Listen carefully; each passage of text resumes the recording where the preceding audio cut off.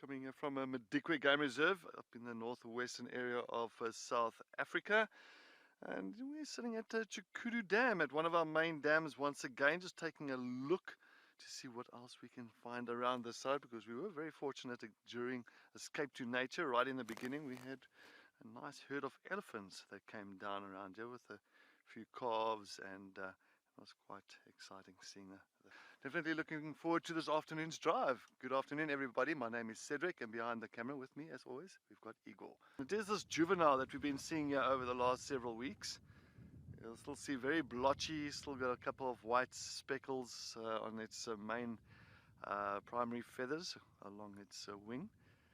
And as well as if it does fly, you see a lot of little white blotches instead of being complete brown. And that will be the adult. So it's definitely very close to becoming, how can I say, an adult and putting all those beautiful adult plumage feathers.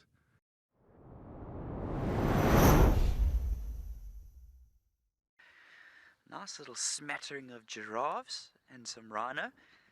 So these rhino in the foreground, this is Tandi and the two youngsters. And awesome to see them again. It's definitely been a few days. She's kind of got this tendency of hiding for a little bit, then poking her head out.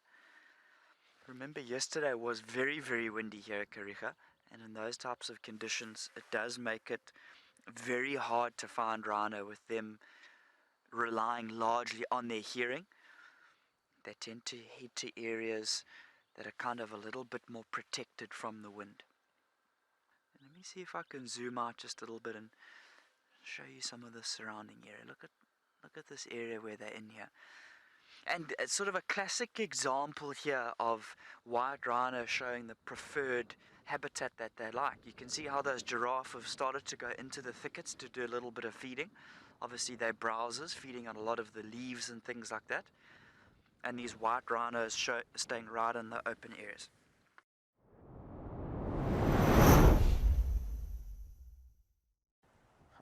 If you look at very close, most of the time when you get to the elephant, you see most of the time the elephant skin, it does have a lot of cracks.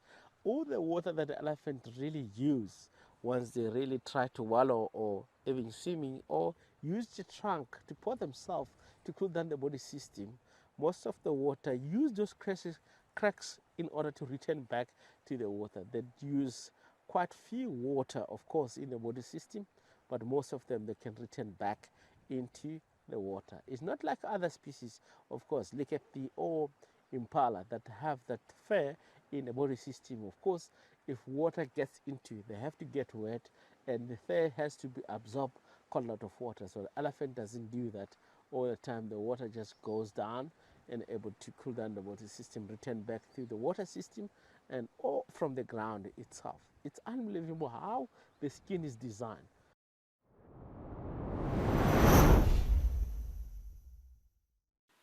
Okay, well, we found some elephants and one big musty bull there.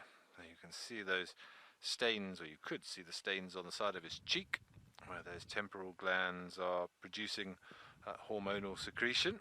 So this is a big male elephant. You just saw a glimpse of it there, who's obviously been attracted to this herd because there must be a female in estrus. Must comes from an old Hindi word that actually means mischievous, because they can be a little bit unruly sometimes when they have, well, when there is love in the air, but with those elevated levels of testosterone.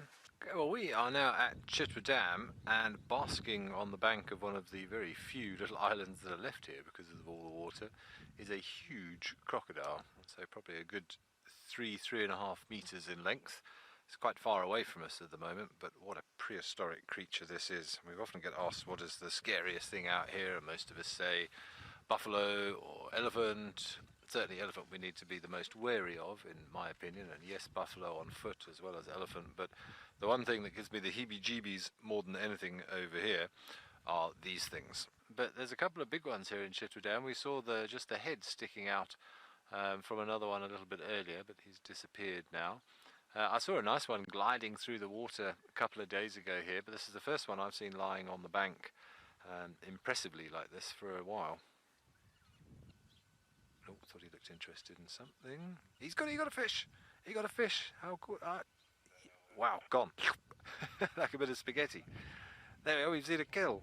No bait required there, just wading through the shallows, very, very careful where he's putting his feet to not make too much noise, and bam. Didn't we hit the tawny jackpot today? How cool is this? We went past the dam where Ben had the lines this morning and couldn't find them anywhere. But because there's so many vehicles that drive over that road, we couldn't see tracks either. And we were really confused about the situation. We thought, okay, they've moved north. It's alright, we won't find any lines today. And then doing a loop back around to the big open area in the northwestern corner of Djuma. Lions in the road. And we were going to take this road first, and we thought, nah, let's see if we can find any tracks on the next road up. If we had taken this road first, we would have found them 20 minutes ago. Funny how things work out, isn't it?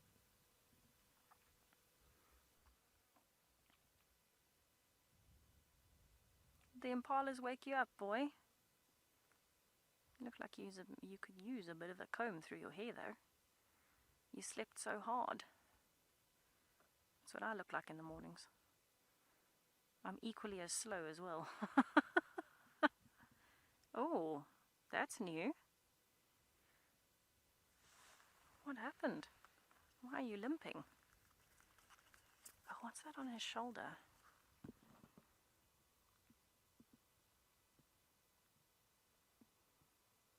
Looks like he's got two patches of something there. A darker patch on his shoulder blade and one kind of halfway down his rib cage. That looks like fresh-ish blood on his rib cage, and on his shoulder, maybe puncture wounds that have started drying out. Hello, big boy.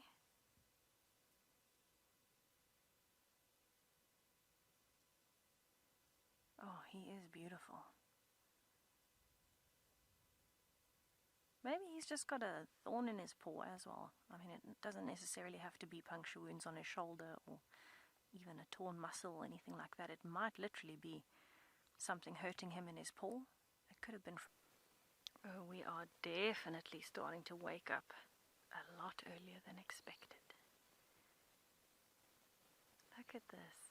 The youngsters starting to push their way forwards. Lioness is not having it. She is flat in the road. She's just trying to encourage a bit of affection and playing. Oh, those little ones are starting to look like proper lions. If they're not next to an adult, you wouldn't actually say that they're still just on a year old.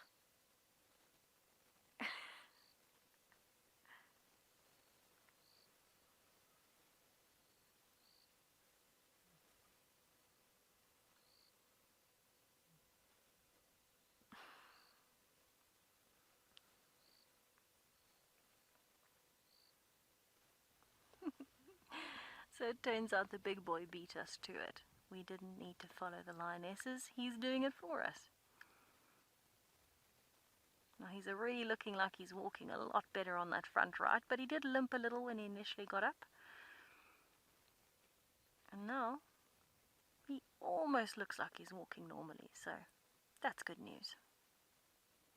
There he is, our little bell-spotted owlet. Well, a last-minute owlet, as we are almost out of time. Hello, buddy. There you are. Thank you for sitting next to the road for us. Oh, what a lovely way to finish. From tawny predators to a tiny predator. Let's give a little head wobble. But we are almost out of time, unfortunately. But for everybody who's joined us, I really hope you have enjoyed it as much as we have. It's always a pleasure to drive around in all our different locations and bring you these wonderful visuals. Don't forget, as always, we'll be out tomorrow morning from 6:30 and we'll see what the bush has on offer. But wherever you are, thanks again for joining us. Have a wonderful evening, and we will hopefully, oh, a little shake, we will hopefully see you tomorrow morning.